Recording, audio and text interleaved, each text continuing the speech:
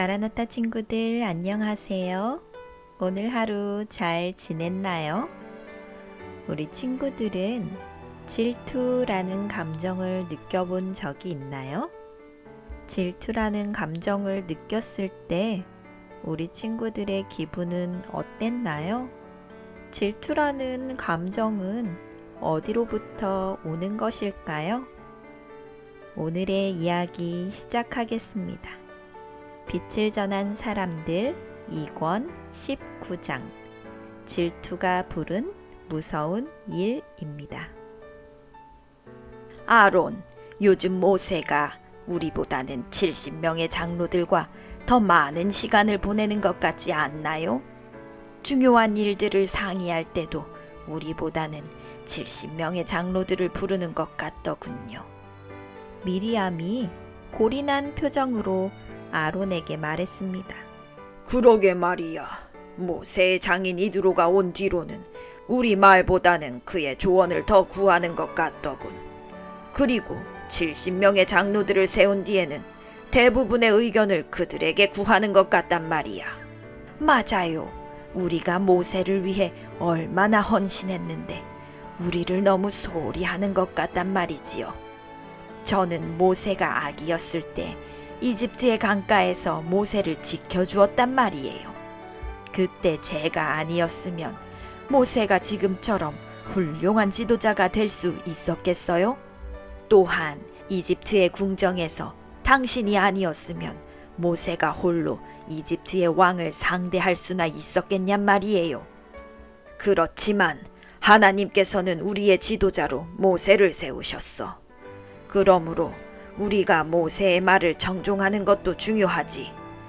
그리고 모세의 결정을 따르는 것은 더욱 중요하고. 알았어요. 그래도 서운한 건 서운하네요. 제 생각에는 이 모든 것이 모세가 이방 여인인 십보라와 결혼했기 때문인 것 같아요.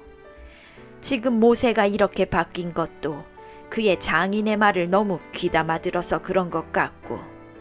아론과 미리암은 모세의 형과 누나로서 모세를 도와 이스라엘 백성을 인도하고 있었습니다.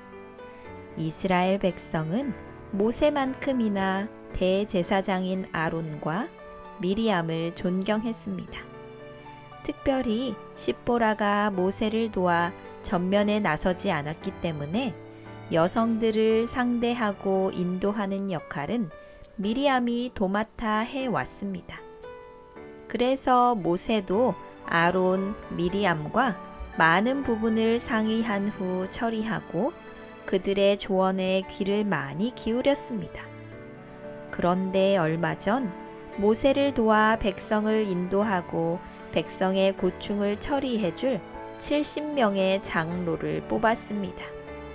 그 이후로 모세는 70명의 장로들의 말에 귀를 기울이고 그들의 조언을 들으려 노력했습니다.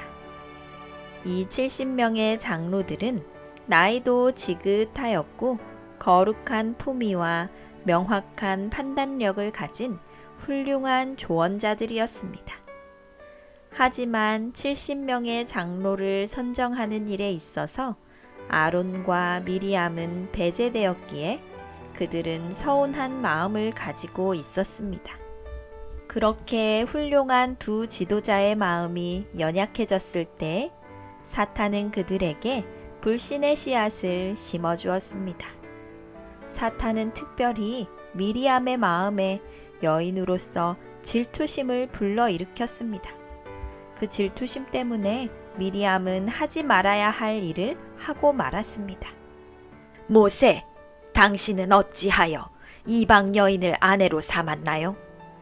이스라엘 중에도 현숙한 여인이 많았는데 이방 여인을 아내로 삼다니 그것은 이스라엘의 지도자로서 옳지 못한 행동이었다고요. 미리암은 공개적으로 모세를 비난하였습니다. 이 안타까운 모습을 십보라가 보았습니다.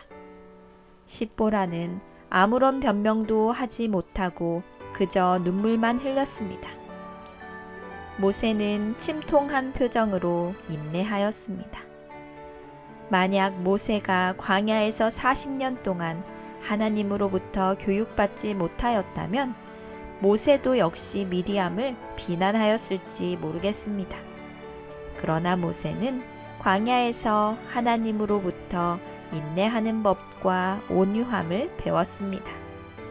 그래서 안타까운 마음으로 미리암의 비난을 듣고만 있었습니다. 이 모습을 하늘에 계신 하나님께서 지켜보고 계셨습니다. 미리암과 아론은 모세를 비난한 것이었지만 그것이 곧 모세를 지도자로 세우신 하나님을 비난하는 것인 줄을 알지 못했습니다. 하나님께서는 이 중요한 사실을 알려주시고자 구름 기둥의 형상으로 미리암과 아론 앞에 나타나셨습니다.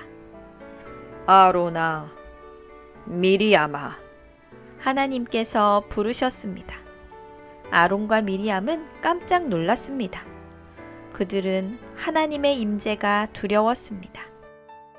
너희가 어찌하여 내 종 모세를 비방하느냐? 모세는 내가 너희를 위하여 친히 세운 너희의 지도자이다. 너희 지도자를 비난하는 일은 곧 나를 비난하는 것이다. 하나님의 두려운 음성이 사방에 울려 퍼졌습니다. 아론과 미리암은 두려워서 눈도 뜨지 못하고 고개를 숙이고 있었습니다. 얼마 후 하나님의 임재를 상징하는 구름 기둥이 사라졌습니다. 그러나 하나님이 떠나신 후 미리암의 피부에 문둥병이 생겼습니다. 이 모습을 지켜보던 사람들이 무서워서 소리를 질렀습니다. 미리암도 자신의 피부에 문둥병이 번지는 것을 보며 두려움에 소리를 질렀습니다. 아론은 무사하였지만 이 무서운 벌로 인하여 사시나무 떨듯 떨고 있었습니다. 그리고 모세 앞에 무릎을 꿇고 간청하였습니다. 모세, 우리가 잘못했습니다. 우리의 잘못을 용서해 주시오. 그리고 누이의 고통을 모른 채 하지 말고 하나님께 구하여 낫게 해 주십시오. 모세는 즉시로 무릎을 꿇고 하나님께 기도를 드렸습니다. 그리고 하나님께서는 미리암의 문둥병을 낫게 하여 주셨습니다. 하지만 이스라엘의 규율에 따라 미리암은 7일 동안 이스라엘 진영에서 떠나 있어야 했습니다. 미리암이 떠나 있는 동안 하나님의 임재의 상징이 성소에 나타나지 않았습니다. 잘 들었나요? 우리 친구들도 한 번쯤 누군가를 질투한 경험이 있을 거예요. 그 질투의 대상이 형제 자매일 수도 있고 친구일 수도 있습니다. 나보다 공부를 잘하는 친구를 보면 질투가 납니다. 나보다 운동을 잘하거나 노래를 잘하는 친구를 보아도 질투가 납니다. 어떤 친구는 나보다 잘생겨서 또는 예뻐서 인기가 많아서 질투를 합니다. 그런데 그 질투의 정신은 사탄이 우리에게 심어주는 죄의 씨앗입니다. 우리가 누군가를 질투하게 되면 그 질투는 곧 누군가를 비난하는 말로 변하게 됩니다. 친구를 질투하게 될 때 그 친구를 비난하는 것을 경험해 보았을 것입니다. 아론과 미리암은 믿음이 좋았던 사람들입니다. 모세를 도와 이스라엘 백성을 이집트로부터 인도하여 내었고 하나님의 말씀에 늘 순종하던 사람들이었습니다. 그런데 사탄이 심어준 질투의 씨앗을 잘못 관리해서 그만 모세를 비난하는 잘못을 범했습니다. 모세만 비난한 것이 아니라 모세를 지도자로 세우신 하나님까지 비난하게 된 것입니다. 질투에 눈이 멀어 하나님을 보지 못했고 형제의 우애를 잊어버렸고 지도자로서의 위엄과 거룩함을 잃어버렸습니다. 이렇게 질투는 무서운 죄의 씨앗입니다. 반면에 모세는 미리암과 아론의 질투에도 온유함을 잃지 않았습니다. 그들이 비난할 때에 함께 비난한 것이 아니라 묵묵히 참고 기다렸습니다. 그렇게 했을 때 어떻게 되었나요? 하나님께서 직접 그 상황을 해결해 주셨습니다. 만약 모세가 참지 못하고 화를 내거나 함께 비난했더라면 어떻게 되었을까요? 이스라엘은 지도자들의 싸움으로 인해 큰 곤경에 빠졌을 것입니다. 그러나 모세가 참고 인내함으로 싸움은 커지지 않고 곧 잠잠해졌습니다. 혹시 우리 친구들의 마음에도 질투의 씨앗이 심겨져 있나요? 친구를 질투하다 보면 그 친구의 좋은 점은 보이지 않고 단점만 보이게 됩니다. 그 친구가 나에게 베풀었던 친절은 보이지 않고 서운한 것만 눈에 보이게 됩니다. 이렇게 질투는 우리의 눈을 가려버리고 우리의 마음을 닫아버립니다. 혹 사탄이 우리 친구들의 마음에 질투의 씨앗을 심으려 한다면 불평의 씨앗과 함께 뽑아 버리시기 바랍니다. 이 씨앗 역시 뽑기가 쉽지 않습니다.